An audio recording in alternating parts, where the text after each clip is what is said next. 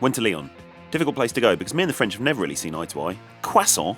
It's a croissant, you knobs. Get up before I've even gone to bed, but struggle because I'm pretty sure I've broken my foot while out running, which is a pastime also enjoyed in France, especially when there's a war on.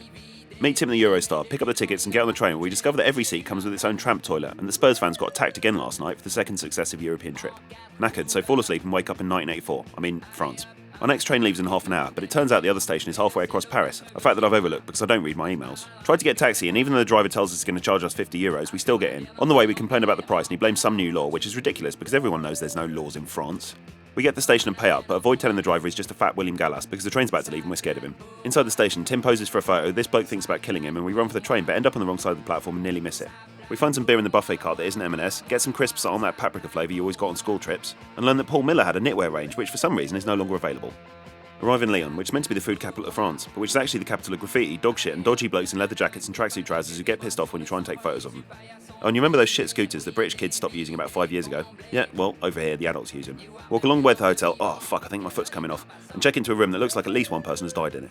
Bosh some painkillers, watch a bit of the porn channel and head back out again. Get some money out of a cash machine that doesn't speak English proper, and duck into a pizza place, which isn't proper French because it doesn't sell those French bread pizzas they do in Greg's. Eat, drink, and worry about Tim's sanity because he's convinced there's birds flying about in the restaurant, which is both unhygienic and true. We feed the birds, get some brandy, and I order a creme brulee, which tastes like cold bird's custard with fags in it, but you know, nice. Leave and check out the town, which has a disappointing fountain, decent statues, and a big wheel that I make Tim go on, and where the only safety instructions are no Hitler salutes and no pissing over the edge. Regret getting on when we realise that it's made out of tinfoil, lolly sticks, and an old tyre, and that it breaks down every time we get to the top. Get off, dry heave, and find a bar to recuperate, where Tim plays a drinking game called French Roulette, where you flick through magazines, and if you don't find a pair of tits, you kill yourself. You can even play with the sports pages. Head to the ground and stop for a beer at a burger stand, which apparently is something they do over here. Stop by the Dembele statue for luck, go through 50 checkpoints and get into our stand, which looks like something that Mussolini built while pissed. Get some drinks, head to the terraces and discover they've got those seats that you spend the entire game standing on. The atmosphere's amazing, the Lyon fans do this weird dancing thing, and I'm forced to concede that you know what, France is alright. Safe standing, decent food, breasts, and home of the greatest football our country's ever seen.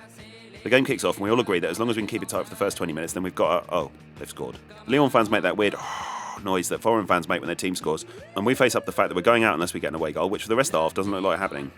The temperature drops, Tim's face goes a funny colour, and Spurs shuffle off at half time looking like Tim did when he got off the big wheel.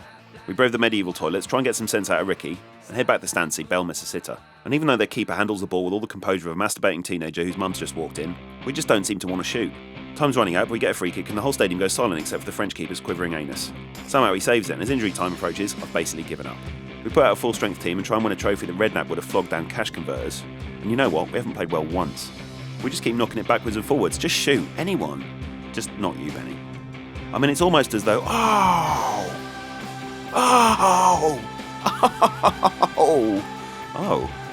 football, you bastard. Somebody says it was Dembele, but I didn't see it, and it's too late for them to come back, and it's too early to get my head around what's just happened, and the game is over, and it started snowing.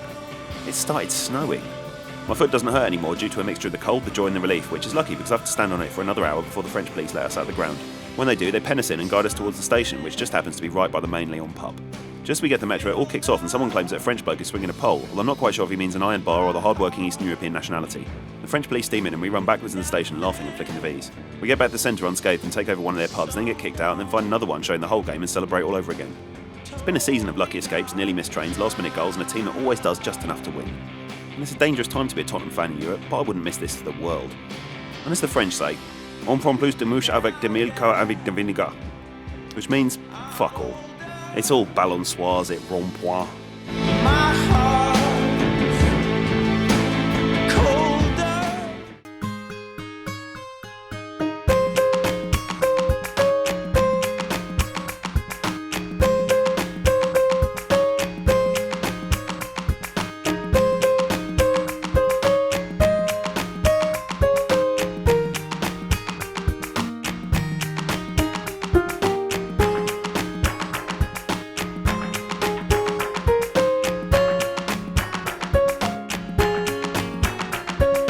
Lyon's a shithole.